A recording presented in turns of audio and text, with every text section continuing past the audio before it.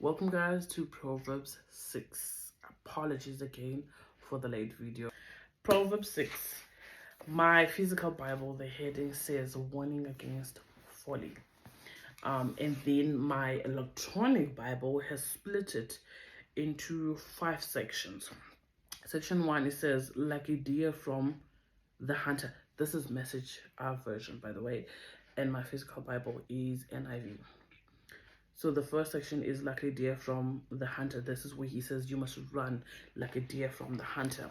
And I think the context was, my son, if you have put up security for your neighbor, if you have struck your hand in a pledge for another, if you have been trapped by what you said and snared by the words of your mouth, then do this, my son.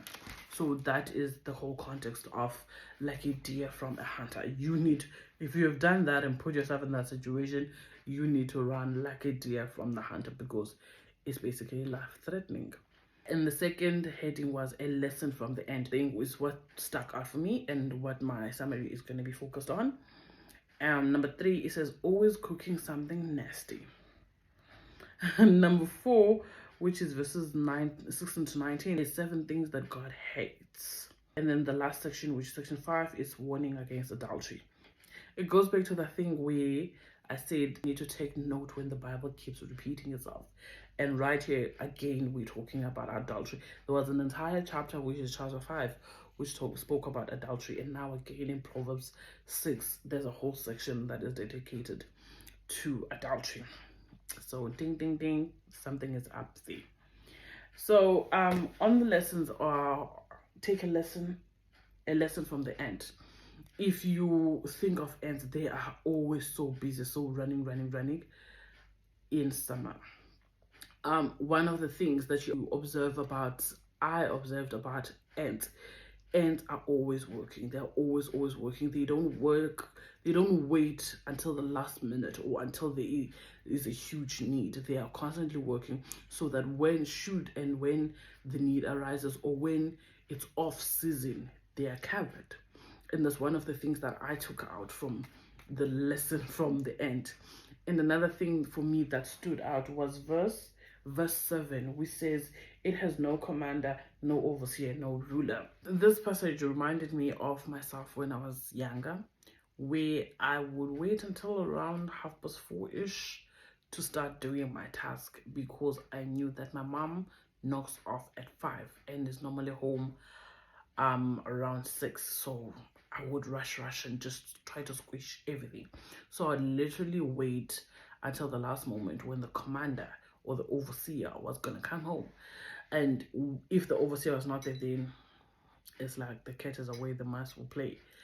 It reminded me of that the ends, unlike what I was doing, the ends work. Even though there's no overseer, there's no person who's gonna call them out on not having done the work, but they are constantly working, they're disciplined.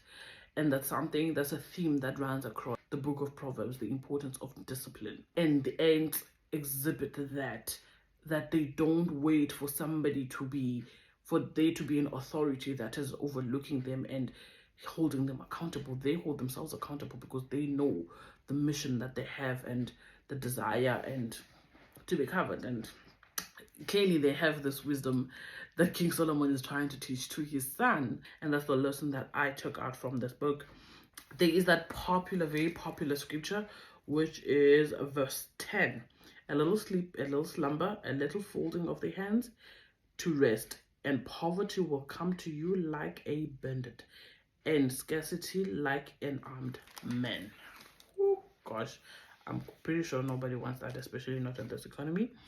And so King Solomon is warning his son that should you do this, should you be lazy, should you not take the lessons from the ant and work out of season. And I even remember I noted here that there's a time for everything. There is a time for work, there's a time for fun, there is a time for rest. I feel like King Solomon, the lesson that he's trying to teach here is that when it's time to work, you need to work. Just like ants, when it's winter, you don't see ants because now the season is not conducive for them to work. So they work so hard in summer because they have that understanding that there's going to come a time where we are unable to work.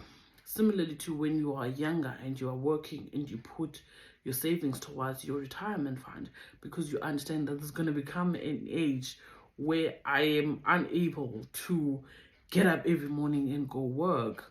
So I want to have something. So I must toil now and work now while I'm younger and fresh and able, so that when I am older and grown, then I can take a step back and rest, because now the age is not conducive for me to work as hard as I used to be able to. So that's the lessons for me that I picked up of this book of Proverbs 6.